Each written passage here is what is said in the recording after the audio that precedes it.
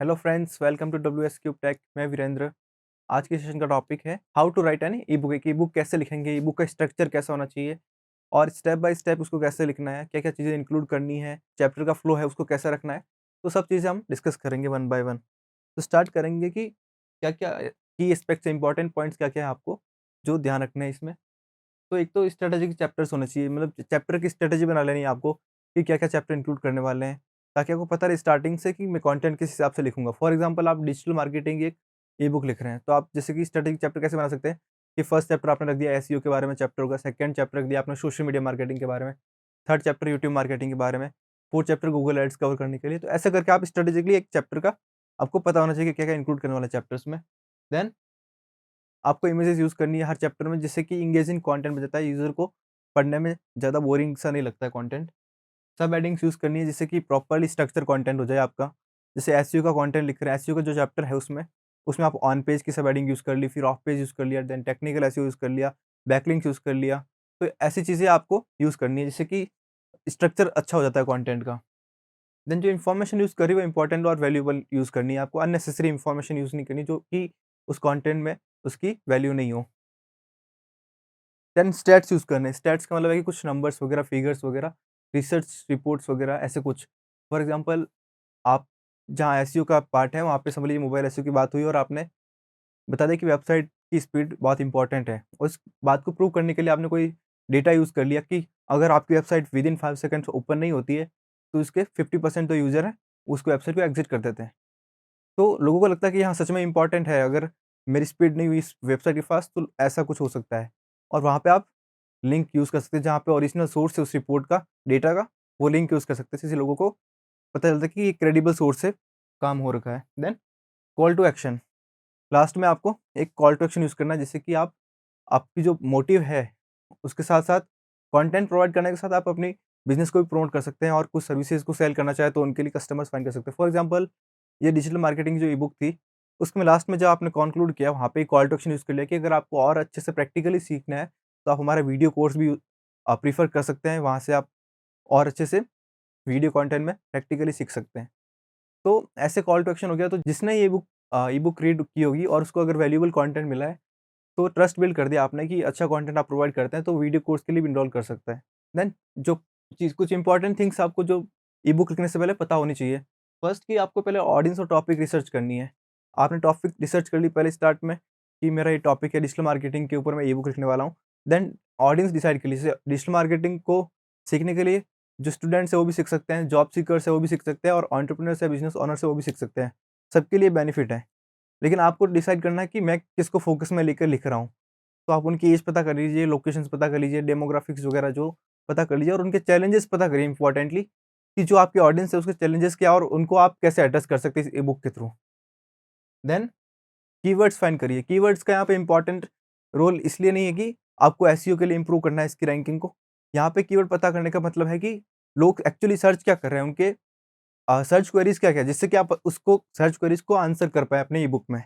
Then आपको competitors जो है आपके मार्केट में उनकी रिसर्च करनी है कि उन्होंने अगर कोई ई-बुक प्रोवाइड की है, उन्होंने कैसे कंटेंट को स्ट्रक्चर किया और उनसे आप एक आइडिया ले सकते हैं। देन फर्स्ट स्टेप है कि लिखने पे आता है कि ई-बुक को कैसे लिखेंगे, तो फर्स्ट स्टेप है कि आपका टाइटल जो होता है वो थोड़ा अपीलिंग टाइटल होना चाहिए कि टाइटल पढ़कर उसको जल्दी लोग डाउनलोड करें या फिर उसको परचेज़ करें। ये चीज़ें पता होने के बाद आप इस राइटिंग पार्ट पे आते हैं कि ई-बुक को लिखना कैसे है। फर्स्ट स्टेप है कि टाइटल अच्छा होना चाहिए, आपका अपीलिंग टाइटल होना चाहिए जिसको यूज़र उस पे अटेंशन जाए यूज़र्स की और वो आपकी बुक को कंसीडर करके परचेज़ करें या फिर डाउनलोड करें।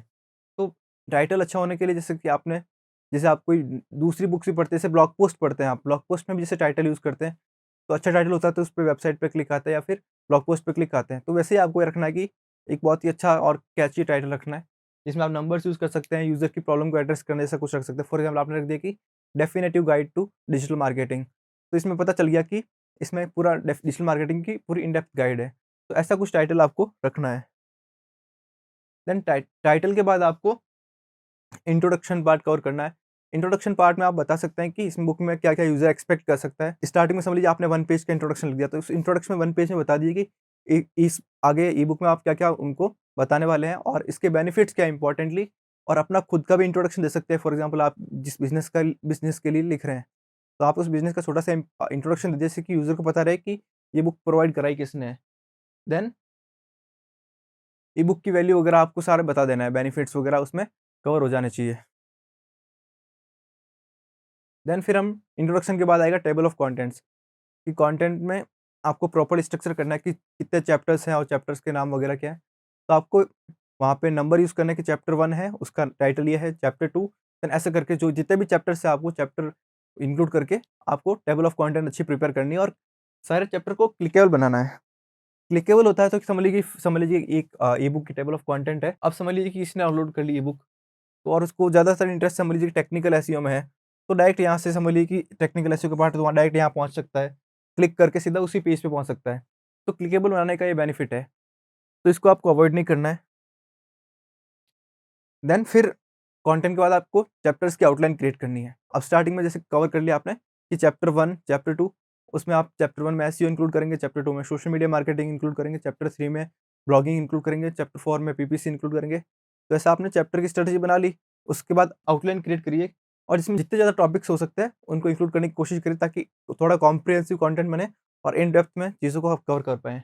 और आपको सब हेडिंग्स यूज़ करनी है। सब हेडिंग्स कैसे? जैसे हमने स्टार्टिंग में डिस्कस किया था, जैसे कि एसईओ कर रहा है तो उसमें ऑन पेज, ऑफ पेज सबकी सब हेडिंग्स यूज़ करके कंटेंट को अच्छे से स्ट्रक्चर करना है। फिर फाइनली राइटिंग पार्ट पे आते हैं। सो आपने आउटलाइन बना लिया कि ये चैप्टर्स होंगे मेरे और ये सब हेडिंग्स करनी है हमको।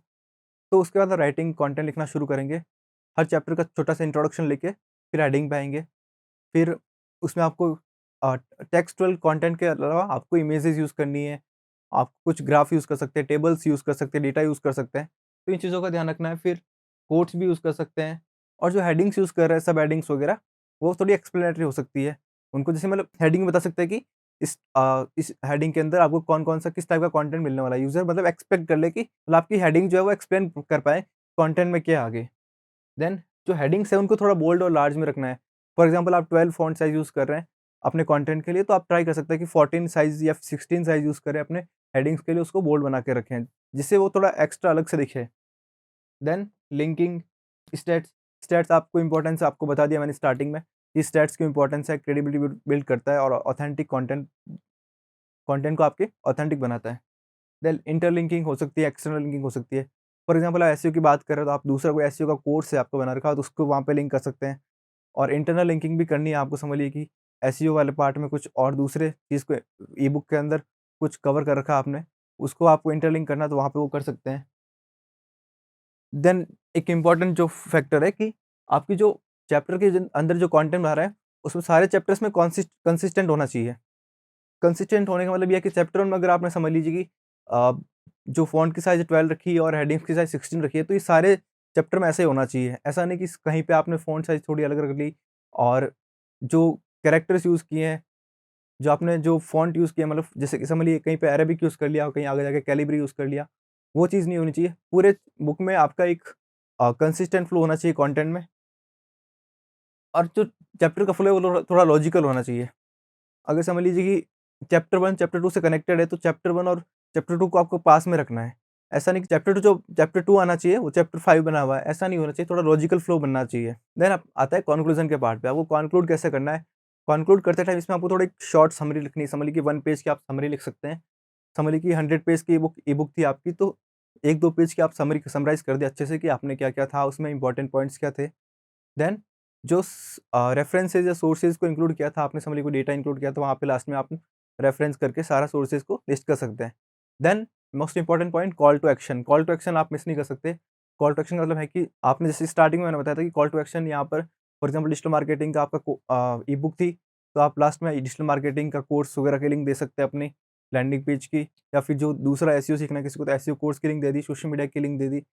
तो ये चीज़ें हैं, प्लस आप अपनी वेबसाइट की लिंक इंक्लूड करना है आपको, और सोशल मीडिया प्रोफाइल्स जो हैंडल्स हैं आपके, जैसे इंस्टाग्राम, फेसबुक, लिंक्डइन, वो भी इंक्लूड करिए ताकि यूज़र को अगर फॉलो करना रहा आपकी कंटेंट आगे और कंटेंट के लिए, तो आप जाके फॉलो कर सकते हैं।